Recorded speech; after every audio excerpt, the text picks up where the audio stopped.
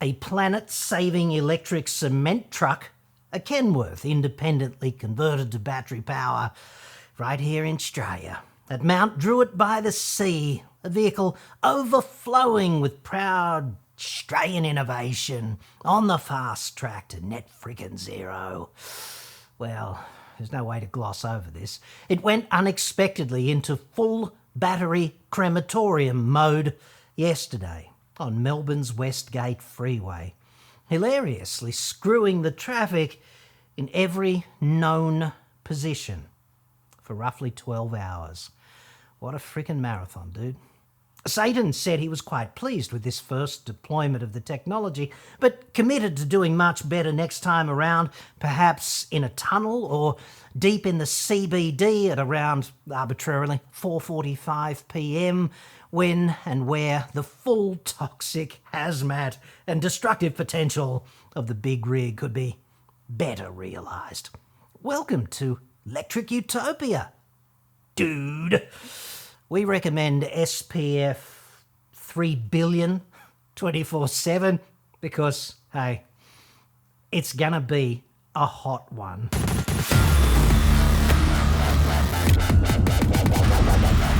I'm John Cadogan from AutoExpert.com.au, new cars cheap, Australia only, website, card.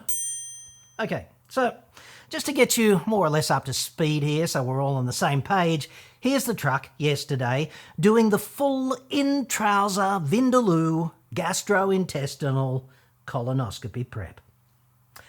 Note the horizontal flames venting violently from its rectum at roughly 2,000 degrees C, which is, of course, the signature calling card of catastrophic thermal runaway.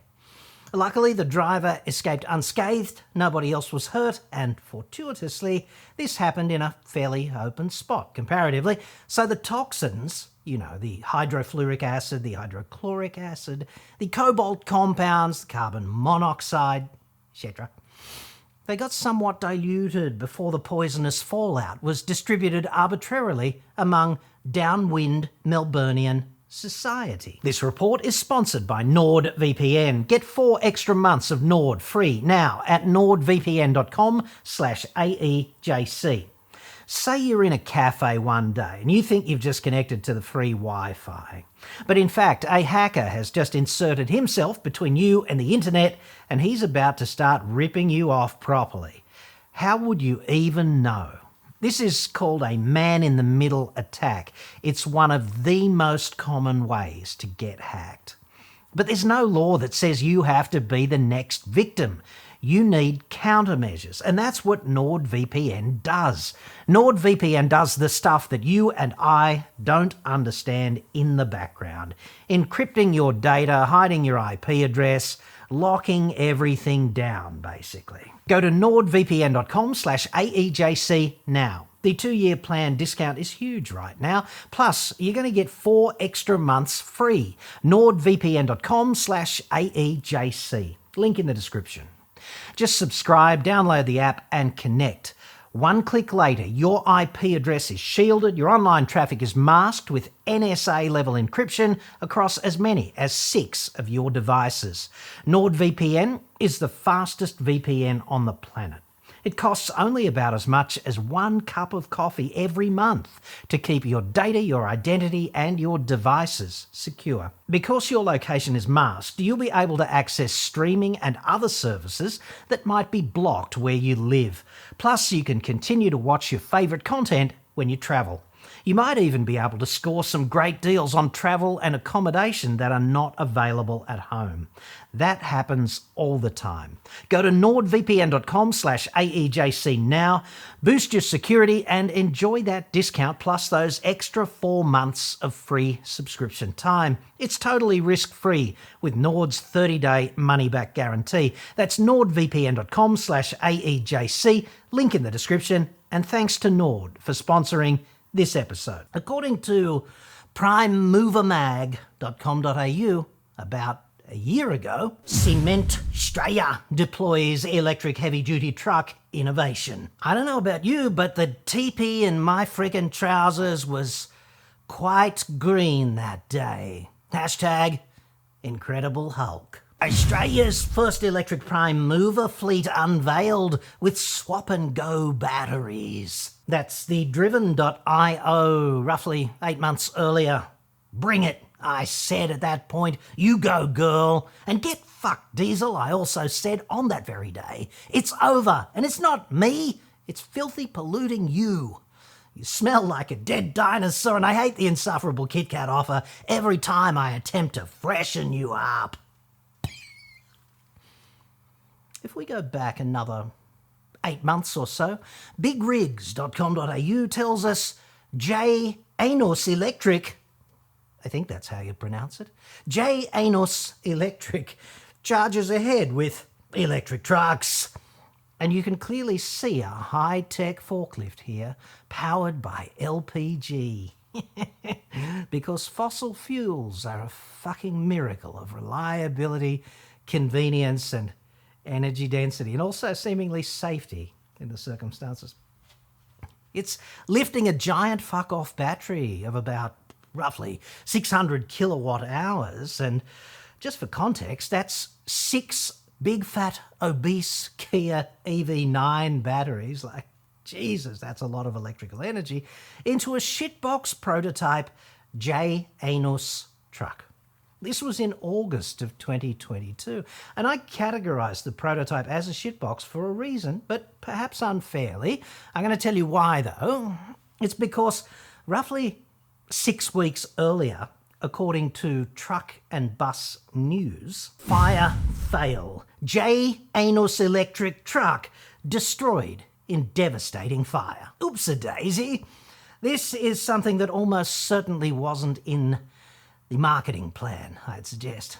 And that's not like a giant red flag that all of this might be a comparatively poor idea, is it? The technology used has been incrementally developed and has progressed exponentially since its inception. Buzzword density there, off the chart. Hashtag respect. Lex Forsyth there, the GM of Janus. Certainly the technology progressed pretty fucking exponentially on July the 14th of 2022. Nothing but wholehearted agreement from me on that one. Dude. And it gave the fire and rescue dudes a Tuggerah, normally a pretty quiet place as I understand it. It gave them something novel to do on an otherwise mundane day, I presume.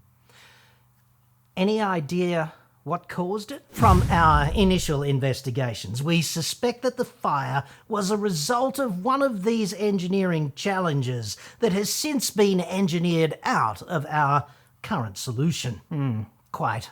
Big rigs there, quoting Big Lex from a somewhat sooty Janus headquarters near Centrelink by the sea. Allegedly, that's from an emailed statement. Now, to me, this is a giant nothing burger vis-a-vis explanation and causality. Internal battery short circuit, wiring defect, mechanical damage, arson, terrorism, industrial sabotage, zombie freaking apocalypse. That would be an explanation, like a cause. I've never seen an engineering challenge cause a fire. Engineering fuck up? Like, yeah, sure. But challenge? Not so much. Perhaps I need to get out more. So, Cement Australia buys roughly 20 new Kenworths every year, and it decided to convert just one to next-level green transportation in a mad fleet management experiment using society as a lab. That sounds reasonable, doesn't it? Obviously, Janus's swap-and-go Kenworth retrofit was deemed both safe and effective, but by whom, I know not. We do know it's been incrementally developed and exponentially progressed, and that's something. I guess that's somewhat comforting in the circumstances. And I know I've always wanted a high-tech LPG forklift-empowered green utopian battery swap system. So, all good. I wonder how many of the remaining 19 original factory diesel Kenworths acquired in the same round of 2023 Cement Australia fleet procurement have gone all crispy critter in public, costing society millions. I wonder how many Cement Australia trucks overall have burned themselves to the ground just like that at the roadside. Probably not that many, I'd suggest. Let's hear from Lex again, because he's always entertaining. Cement Australia reached out to us in interest of having a deeper look at our product, and they decided that they wanted to go ahead with a new glider. It hasn't been an easy journey to get to this part, but Cement Australia have come along in the journey with us in developing this product. They've been great partners to work with. Well, that is delightful, and I do love it when a plan comes together, especially after initial hardship. So, I wonder how that great partnership is tracking right now, like today. And this alleged journey that we're on, have there been any recent course changes there, Lex? I'd be surprised if Lex hasn't had a few interesting conversations in the past, I don't know, day or so. Have things heated up or gotten frosty on the relationship front, I wonder? Importantly, how's the future order status looking? I don't think we'll ever really know. Not the granular detail anyway. Honest personal opinion, okay? Battery trucks seem like a properly shit idea to me. Changing 600 kilowatt hour batteries in a depot. It's not like putting a new battery in the garage door remote, dude.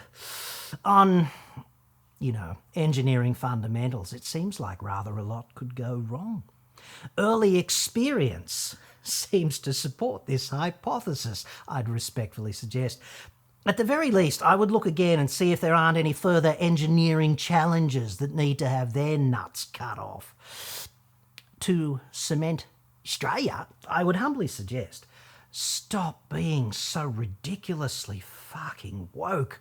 Cement production is intrinsically energy intensive, but this is stuff that we need. Kind of like steel, cement is one of those materials that separates the modern world from the frickin' Stone Age. We need it desperately in copious amounts. This is not optional. Modern advanced societies are built on a foundation of steel and concrete. Obviously, net zero cement is a conspicuously bullshit concept like net zero steel. It's just woke, appeasing bullshit, and the event horizon is like 2050. It's a long way away. A lot can happen in the meantime. Therefore, my strong advice to Cement Australia would be just stop bullshitting about net zero on issues such as this, which are essential to the functioning of advanced societies, and just improve the process efficiency to the extent that's possible. Improve the efficiency of the fuel used, the furnaces, the machines, minimise waste friggin' heat, maximise the conversion of clinker to cement, and minimise waste. That's how proper engineering processes suggest we tackle emissions from cement production. Minimise the shit out of CO2 by all means, but kindly do not insult the intelligence of everyone who paid attention in STEM classes by suggesting that net zero cement is even a remote possibility, because it is not. According to the International Energy Association, the emission intensity of cement has increased since 2015, and the cement industry is officially ranked as, quote, not on track for net zero. That's the worst rating possible, incidentally.